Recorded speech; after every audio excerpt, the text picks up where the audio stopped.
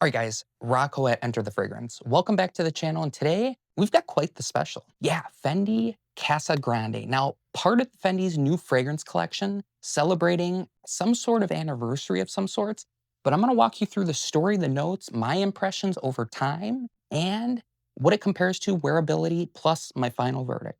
And if you enjoy fragrance-related content, hit that subscribe button, turn on all notifications so you don't miss the next drop. So let's dive into it.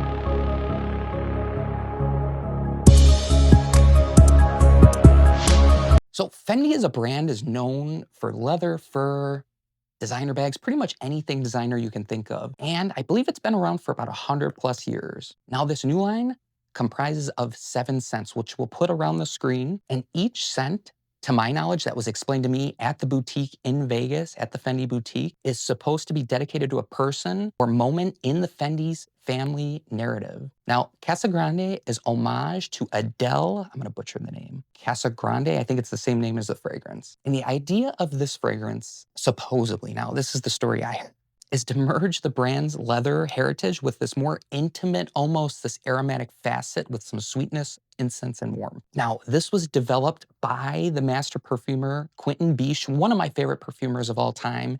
And some notes that are listed in here: leather, cherry, myrrh, amber, and vanilla. Now, off the opening, I get this slightly cherry, kind of a boozy cherry liqueur on the opening with just a slight touch of leather on the edge. And then as it starts to dry down, it becomes more leather dominant, but with this prominent myrrh accord, which normally I don't care for, but the myrrh pops out, and then the smokiness incense starts to creep in. Now, with those incense and smoky elements, it's gonna start to dry down.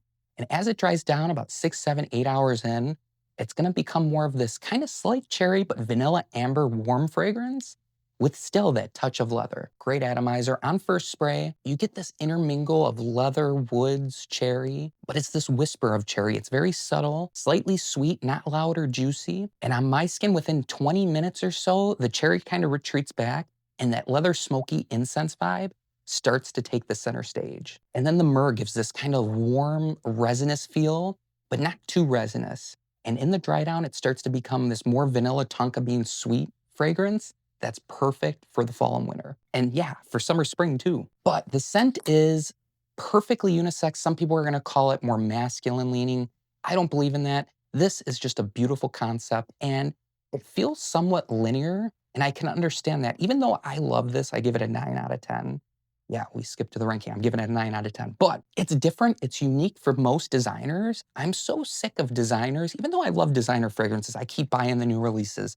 They're always the same aromatic or aquatic style scents. This one doesn't do that. Now, on my few wearings, I've gotten about 8 hours performance with Fendi Casa Grande. Sillage, moderate. It's not gonna blast you in the face, but it's gonna leave this presence, and in the immediate zone around you, people are gonna smell you. Now, in quiet rooms and closer situations, your scent trail is gonna be a little more pronounced, but in big crowds, big settings, it's not gonna be a room filler. And I've noticed on clothes with Fendi Casa Grande, I've gotten about 2 hours more of performance, so we're talking 10 hours performance. And this one definitely leans more into the evening wear, that fall winter season, but this one you could pull off literally in any situation, anytime, any occasion. Yeah, keep in mind, fragrance, most people only have a couple fragrances, and if you're spending the price point that this Fendi is listed at, I believe it's like $350, some, if not most people, are only gonna have this in their collection, which is perfectly fine. You should not have this many fragrances.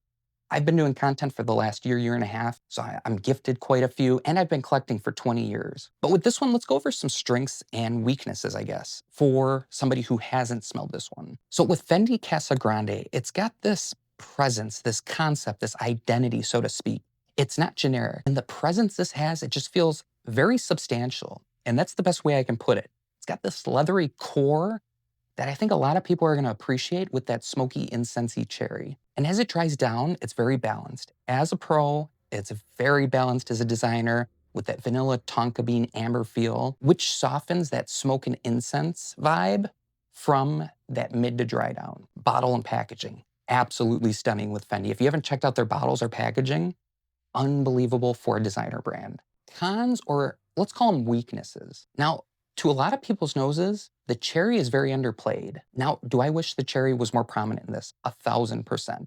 Many feel like that's more of a ghost than its actual shining facet. And something that really doesn't bother me, along with performance, like this could perform 3-4 hours, I would be okay with it. But linearity, yeah, after the opening in the middle, it doesn't really drastically evolve on skin. I mean, you stay in that smoky, leathery lane, the cherry kind of dissipates, and then it dries down, like I said earlier, this vanilla tonka bean sweet fragrance. And I've heard some people who have smelt this on me kind of say it's kind of a synthetic cherry, even though my personal preference and opinion, it's not, but I am just giving you some of the weaknesses for somebody's point of view that may have never smelt this fragrance. Price value, it's very expensive for what it is, but the current trend that designers are going for, I'd rather spend $350 on a Fendi than $350, $400 on an LV fragrance. I think this fragrance has enough shift, and I don't want to say polarity, but more of this difference to justify the cost for my collection. To get you in the right headspace, so this is kind of like a mix of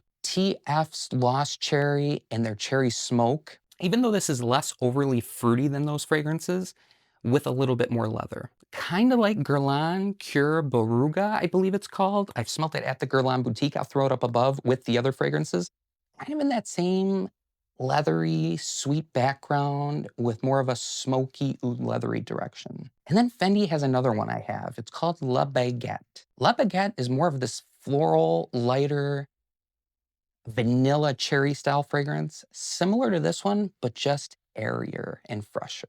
Now, before you buy this, who is this fragrance best for? Now, fans of leather, fans of incense, fans of smoke, someone who wants something with a twist and a little bit something different from their normal collection. And then those who appreciate a narrative of a luxurious brand. And if you wanted something sweet, I think the people who are gonna like this are those people that like cherry scents, but not sickening, overly sweet cherry fragrances. And again, it might not suit those who like those overly fruity fragrances. And a lot of people who wear aquatics or fresher fragrances might not appreciate this as well. And if you want beast mode projection, again, this is more moderate on the projection and sillage side of things, so don't expect a beast mode projecting fragrance. Again, performance, not a problem with this fragrance. And yeah, I mean, I could go over spray routine and where to spray this fragrance. I was thinking about adding it in, but drop a comment down below if you made it this far in the video. Let me know if you want me to do where to spray videos, layering ideas, so on and so on. So yeah, just drop it down below. I read all the comments. So final verdict for Fendi Casa Grande. I love the narrative, I love the brand, I love the presentation. And at this point in my collection and collecting fragrances, I want something a little different, unique, with a little more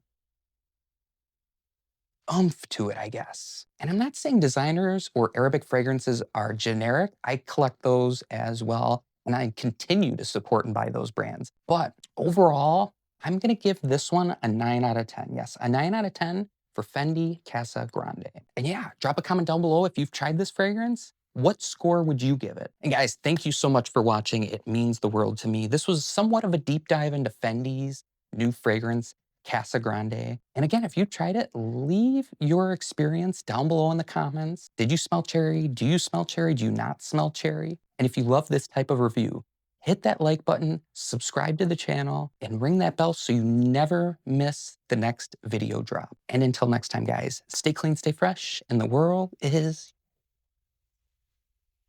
much love, guys.